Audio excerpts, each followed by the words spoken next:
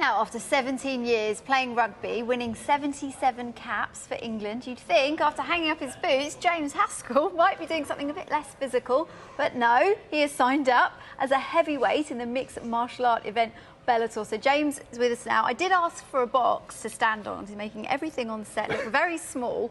But tell us, what's the appeal of Bellator?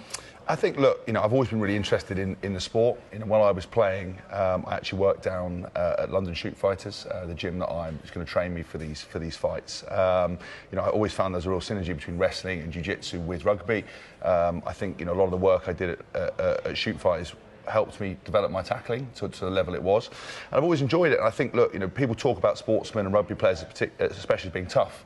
And I think, there's no bigger test than going into Bellator.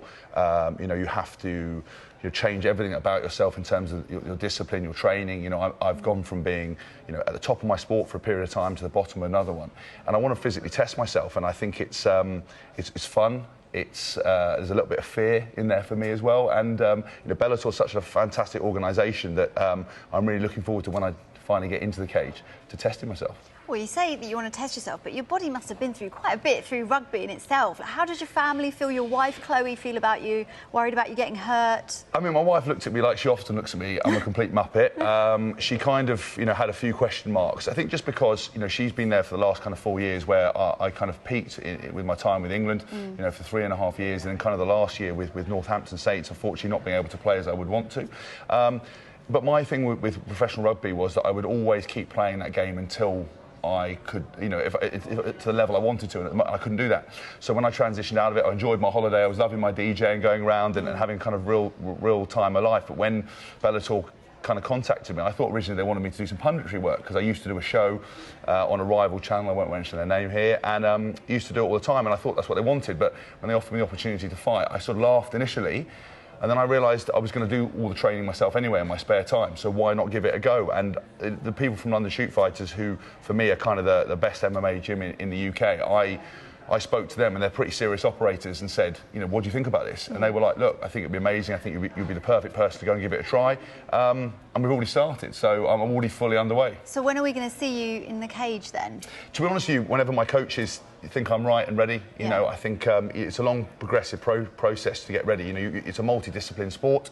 I think back in the day, when it all first started, you had people who were just good at jiu-jitsu or wrestling, whatever. Now you've got to be an all-rounded athlete. So obviously I'm going to have my limitations. I have been playing professional sport for the last 18 years, but I'm very confident that these guys at London Shoot Fighters can look after me. And if it wasn't for them, I don't think I would have done it, because I know that I'm in the best possible hands. And a lot of times when you see people make a transition, the first time they get in a boxing ring, it looks like they've never taken a punch before, it looks like they've never done anything. I want to put myself in these guys' hands fully, train as dedicated I was to rugby. I've already started, I thought for a minute I'd put professional sport behind me, but sadly I'm not. I'm looking at my recovery, my diet, my training, everything with great rigour like I did when I was playing. So whenever they say I'm ready, I'm ready. You mentioned your DJing in Ibiza, and you mentioned there your diet and the rigour of the fitness and training. How do you balance everything? And you probably can't go as large in Ibiza. Well, to be fair, if you've ever hung out with me, I've never gone large anywhere. I think for me, the good thing is when you're a rugby player, you have to peak every week. So, normally you play a game, it takes you 2 or 3 days to recover afterwards. Your training, I think in rugby terms, a lot of clubs overtrain people, and we do as a sport. With MMA, you're peaking for a certain period of time, so I actually have the freedom to enjoy those other things. I think that, DJing for me is a huge passion of mine, and it's something that I love. I did a set on the weekend at a Soho farmhouse for about 4 hours with someone. It was just one of the best experiences of my life. So, but you didn't drink. You kind of turn up and leave. So I'm happy to be really dedicated and treat that as a hobby and as a business. So I've got no concerns about kind of marrying up both lifestyles. I've always been a bit of a workaholic, and I think the good thing about training for Bellator is it's given me discipline again. Since the age of 10 to kind of 34, I've been institutionalised. I've always known where to be, what to eat and how to do it. For 2 months I was kind of a bit rudderless. Now I'm back in the mix doing something where I know I've got to be training the whole time, and these guys have said it at London Shoot Fighters, the coaches, pretty aggressive characters, and you don't want to make sure, you don't want to be late, you don't want to upset anyone, because most people could fill you in, which is which is not what you need. You've got loads to keep you busy. Do you miss rugby?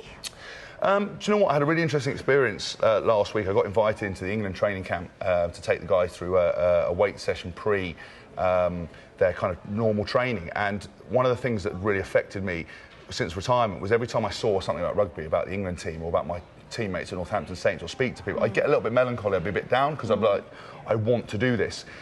But actually it was really cathartic. I went into the England camp, trained the guys, and I knew that I couldn't have played, I couldn't do what I wanted to do anymore, so it was kind of nice. And now I'm excited to be an England fan, I'm excited to see how they go out in Japan. I'm going to be out there during that period of time supporting the team as best I can, and it was so good to be around the guys to see how hard they're working. What do you make of the setup under Eddie Jones? I think it's incredible. You know, everybody knows I'm a big fan of Eddie and what he does. I think he courts controversy, I think, happily at times. For me, you know, this team's the best prepared it's ever been. When I walked into camp during these World Cup periods, and I've had experience of a couple of them, sometimes coaches can overthink, pressure can get to them, they start doing stuff they didn't normally do, they can start working the guys into the ground. Under Eddie, everything seems calculated and really well thought out. So, you know, when I went in there, the boys were unbelievably upbeat, looked incredible. You know, I think Manu Tuolangi is probably in the best shape I've ever seen him, and that's why he got man of the match on the weekend. He's looking incredible. The young back row players are looking brilliant. So for me, it was really nice. I mean, the best bit was they gave me a red coach's polo shirt, which was like poacher turned gamekeeper.